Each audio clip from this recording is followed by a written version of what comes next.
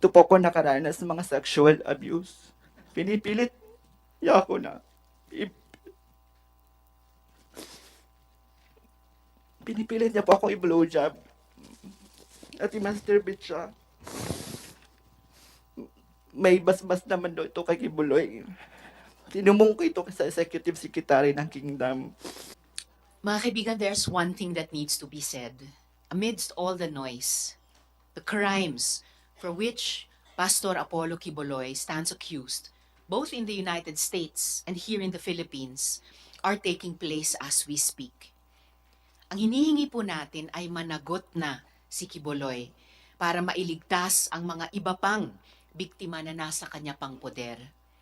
Mga biktima na hanggang ngayon nanlilimos sa mga mall, terminal, bus at lansangan para masustentuhan ang private jet, foreign trips at mansyon ng tinitingala nilang lider. Mga babae at menor de edad na ginahasa dahil yan daw ang kanilang sakripisyo para sa Diyos Ama. Ang nakakabahala pa, nalaman din namin na walang humpay ang mga banta sa aming mga naunang witnesses. At kakilakilabot ang natatanggap na pananakot ng mga alipores ni Quiboloy sa mga pinaghihinalaang pwede pang tumestigo. Ako po ay may hawak na affidavits na patotoo nito. Kaya po, hindi din po tayo papayag na sabihin sa mga victim survivor, teka muna, mayroon tayong krisis pampolitika. Wait lang tayo kasi tatapusin pa ang mga ibang issues. Bilang tagapangulo ng Senate Committee on Women, Children, Family Relations, and Gender Equality, hindi po ako papayag na maetse puwera ang tapang at lakas ng loob na inipon ng mga victim survivors para lang unahin ang mga bangayan sa politika. Kaya nagpapasalamat ako, salamat kaayo sa Senate President for signing the subpoena against Apollo Quiboloy. My office has made it our policy to put the voices of women and children first, to put the voices of the victim survivors at the center. And I'm glad that our institution, under the current Senate leadership, has made it its policy too. Yes, the subpoena against Apollo Quiboloy is out. Gaano man kalakas ang ingay ng politika, mas malakas dapat ang panawagan para sa katarungan. One of the voices that we will center today is that of alias Ayona. Gaya ni na Sofia at Nina, siya din ay pinagsamantalahan ni Quiboloy.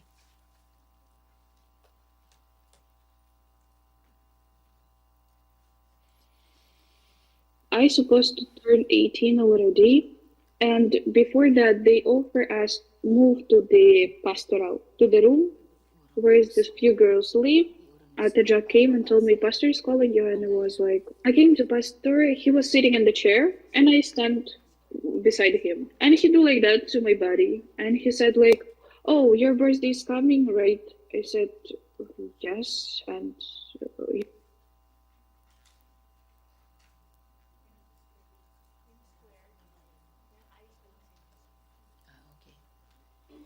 Inaayos lang po yung yung isang visual na nakakatakip sa subtitles. Okay lang kung hindi kaya. Okay, kung hindi po kaya, pakinggan na lang po natin ang buo. I supposed to turn 18 other day, and before that, they offer us move to the pastoral, to the room where this few girls live. The Jack came and told me, Pastor is calling you, and I was like, I came to Pastor, he was sitting in the chair, and I stand beside him, and he do like that to my body, and he said like, oh, your birthday is coming, right? I said, yes, and you already asked me a few times about it. And Pastor, like, he asked, what do you want for your birthday? And I said, I didn't want anything, just we can even not celebrate it. He said, okay, I got you. And he held my hand. We went to the gym, so the door will be closed. And he kissed me on the lips. I was like shocked, and I didn't know what to do. You know, I started to worry. My hands start shaking. I didn't cry. I didn't run. I didn't do anything. And he just smiled and go to his dressing room. I just stand there in gym and I don't know what to do. So what the hell is going on and what does it mean? I was like, shocked. You're new to all of this and you will think that you're a serpent seed because you allowed these thoughts come to your head. But what should I think when the old man kiss you? What should you? It's not the father kiss. Atepani fellowship with me, I guess 4 or 5 times, and she talked to me and I said okay. She said okay, I will let you massage Pastor's feet when he's in the theater. And then one night after I started learn that stuff, and Atepani called me and she told me, she asked me if I have a relationship with the boys, like if I have a boyfriend or something. And I said, yeah, when I was in Ukraine, I have a boyfriend. And Atepani asked me if I have sexual experience. I said, no, I even don't know about it, anything. And Atepani told me that it's not scared. It's good that even you're like that. You never had a boy. And it was good for what? And she said, no. And she told me that you remember that we talk what's the meaning of offering your body. And I said, yeah, I remember. And she told me, so you need to have a sex with Pastor. That she told me straight away, you need to have a sex with him. And I was like, what? I got shocked, of course. I talked to Atepani, of course I cried. And she told me to think about it. She just fellowshiped with me that I have to do that if I want to be a truly daughter of the Father. I came to Atepani's room and I said that I'm ready. And she told me that I need to prepare myself. So for this, you need to have a pajamas and you have to be shaved and everything should be clean. I was okay. So I go back to my room. I take a shower. I prepare myself for this one, and she said, "Okay, wait in my room." And her room, it was special one. She had a door right away to Pastor's room. I wait for her in the room, so I go to Pastor's room, and we sit on his bed together. He asked me, "What did Atepani told me?" And I told, "Okay, Pastor, she told me this one, this one, this one, this one." So Pastor said, "Okay, if it's that way." And at that night, yeah, we had sex. He woke up me early and he told me that I need to cross again to Atepani's room and go to my room so no one will see me before we had the morning prayer. I cried and I go back to my room. I stayed there, and then there was few times that I thought that it will be one time you do all this stuff and then he will already not touch you. Nothing will happen. But it was not that way that I think. Sometimes he may kiss you when you will be alone, and it was not that acceptable. And there's newcomers who came from Ukraine, and they told me that I should never talk about it. And sometimes there's a schedule for every day, from Monday till Sunday. There's a schedule who will go to Pastor. Atepani or Tajak will come to you directly and will tell, today is your schedule.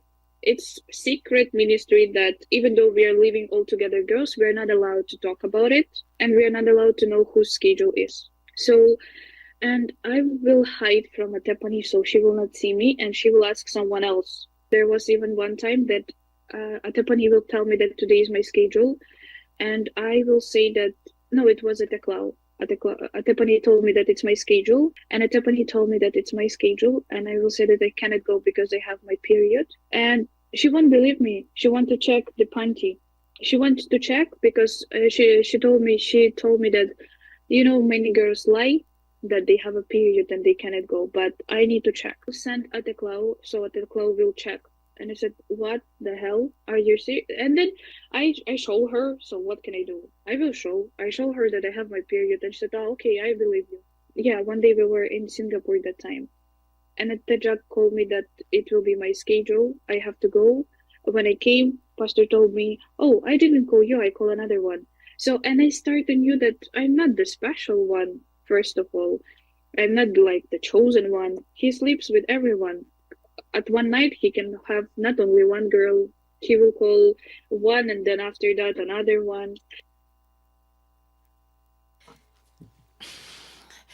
I will speak in English now because I would like to address the brave women who have gone back to their quiet lives in Ukraine but have chosen to speak in the hope that their voice will help rescue others.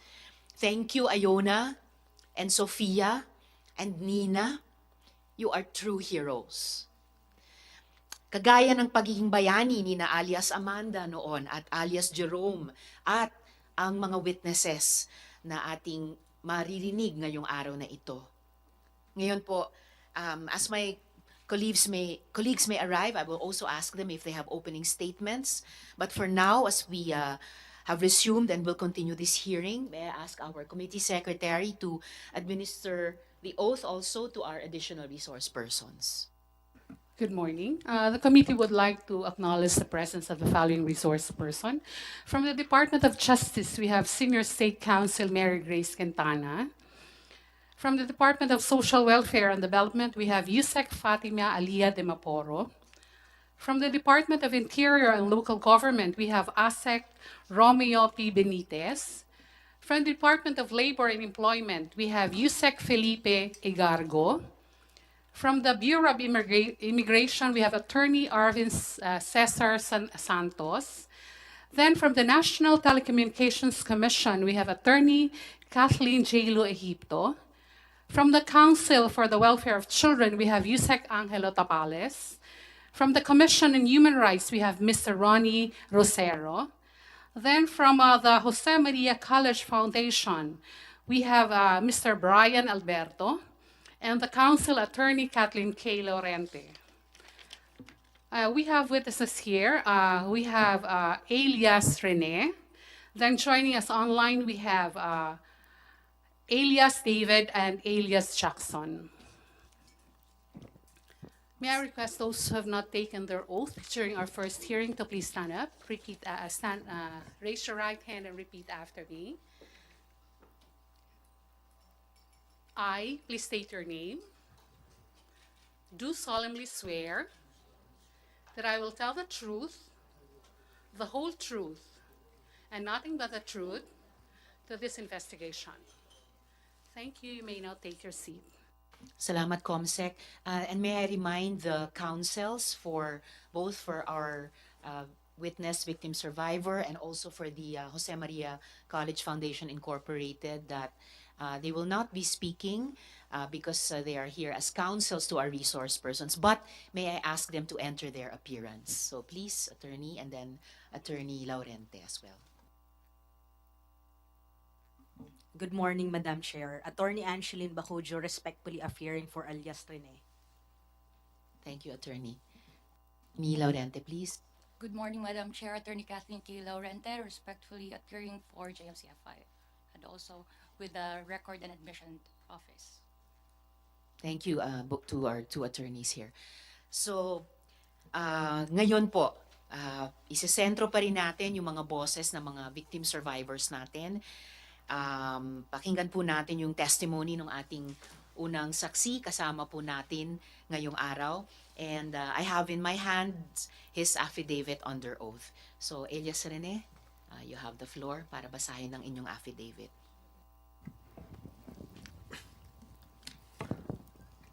Ako po si alias Rene. Nasa 8 taong gulang at nakatira po sa Pasay City matapos manumpa sa ilalim ng batas at nagsasaad. Na-convert ako sa Kingdom of Jesus Christ noong 2015 sa pamamagitan po ng aking pagiging miyembro ng Keepers Club International na isang youth organization ng simbahan na nagre-recruit sa mga paaralan. Kasama ng aking high school sa Tacloban City. Nag-aalok po sila ng fake scholarship para maengganyo po ang mga kabataan. Pag nahumaling ka na po sa kanila, unti-unti na po nilang ipapakilala si Apollo Quiboloy na siya daw ang anak ng Diyos at siya ang may-ari ng sanlibutan. Pumasok ako sa full-time ministry dahil sa paniniwalang iyon at buong pusong inalay ko ang aking sarili sa kingdom. Sinabihan po kami ni Quiboloy na iwan niya namin ang aming pag-aaral, ang aming pamilya, at aming mga pangarap sa buhay dahil kailangan namin mag-focus sa mga ipapagawa niya at para daw kami ay maligtas sa aming mga kasalanan. Pagkatapos po ng aking baptismo, pinang-area po agad ako. At ang ibig sabihin po nito ay ang araw-araw na panlilimos sa mga kalsada, mga restaurant, plaza, mga malls, at mga bahay. At may mga tinatawag na goal, ukuta kami araw-araw na dapat naming makuhang pera. 3,000 po ang aking goal everyday na kailangan ko po ito makamit. Nagpanggap po akong pipi at bingi. Kung hindi ko po ito maabot, ay papaluin po ako at di pa ako papakainin. Pag bare months naman po, o mula September to December, ay mas puspusan po ang aming pamamalimos. 1.5 million po ang aking goal na kailangan ko makuha at maibigay kay Quiboloy sa loob po ng 4 na buwan. Kaya 8 a.m. to 11 p.m. ako namamalimos. Halos wala na pong pahinga at kain. Gumagamit din po kami ng mga fake charity para mas nakakaawa kami tignan. Kalaunan po ay naging youth leader po ako at naging task ko po ang pagre-recruit sa iba pang mga kabataan na umanib po sa simbahan at mamalimos din. Dito na po ako magsimulang magtanong at magduda. Nagigilty po ako na mag-recruit ng iba pang mga kabataan. Gusto ko na pong umuwi sa amin, pero sa isang banda po wala na po ako mapuntahan dahil iniwan ko na po ang pamilya ko. Nung nahalata na nila na po, ako po ay may agam-agam, pinadala po ako sa Central Headquarters sa Davao. Akala ko ay matutupad na ang pangako nila sa akin na pag-aralin sa Jose Maria College. Pero dinala lang pala nila ako sa Glory Mountain, kung saan po dinadala yung mga sanction workers o yung mga hindi nakakakuha po sa mga kuta nila o ang kailangan ng pagwawasto. Ako po ay naging landscaper ni Quiboloy sa Glory Mountain. At doon ko na po naranasan ang pananakit mismo sa kamay ni Quiboloy. Pag hindi po siya nagagandahan sa aming landscape sa mansyon niya, sinasampal niya po kami at pinahampas. Mga 4 beses ito sa isang linggo. Sa Glory Mountain po, pag dumadating po si Quiboloy, sakay ng chopper, may dala po siyang mga malalaking bag na laman po ay mga iba't ibang uri ng baril. At nilalatag po ito sa tent, nakatabi po ng mansion niya.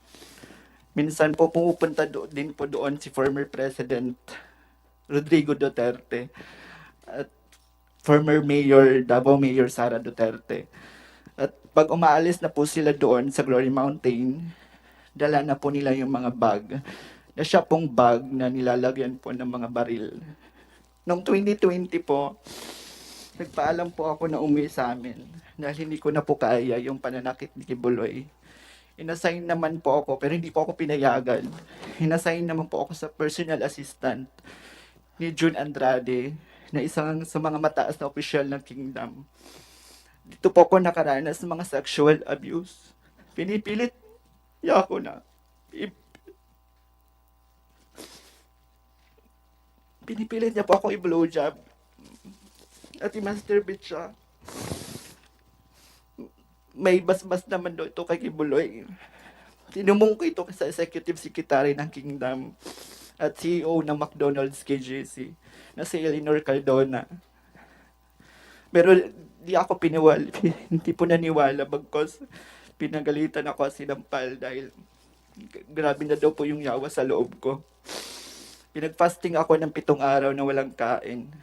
Gusto ko na pong tawagan yung family ko para humingi ng tulong. Pero wala na po akong cellphone. Kalagitnaan po ng 2020, ako po ay na-assign sa SME9 News sa Makati bilang pong researcher. 8 a.m. to 4 p.m. po yung duty ko sa newsroom. At 6 p.m. to 11 p.m. naman po ako namamalimos. Si Tina San Pedro po, na boss namin sa SMNI. Ay siya din nagsasabi sa amin na kailangan namin ma-hit yung aming mga goals. Minsan din ko, hindi ko po ito naaabot dahil na rin sa pagod sa duty sa newsroom. Kaya sinasampal po ako at hinahampas ng libro ni Tina San Pedro. 2021 po ako umalis ng tuloy ng Kingdom. Buong loob ko at kahit natatakot ako. Sabi ko, hindi na ako magpapapigil pa. Nung unang araw yun nila ako payagan. Pero kalaunay pumayag sila matapos ko sabihin na kakasuhan ko si Tina San Pedro. Pero bago po ako umalis ng seminary, kinausap po ako ng seminary CEO Marlon Rosete na wag daw ako magsasalita tungkol sa kingdom, anong mga nalalaman ko, especially sa mga nakita ko sa Glory Mountain. Kung hindi, ipapakulong daw ako at mawawala ako dito sa mundo. Nanahimik po ako ng ilang taon. Bit-bit po ang trauma, ang aking mga pinagdaanan. Lalo na po ako ay member ng LGBTQ community. Maraming salamat po.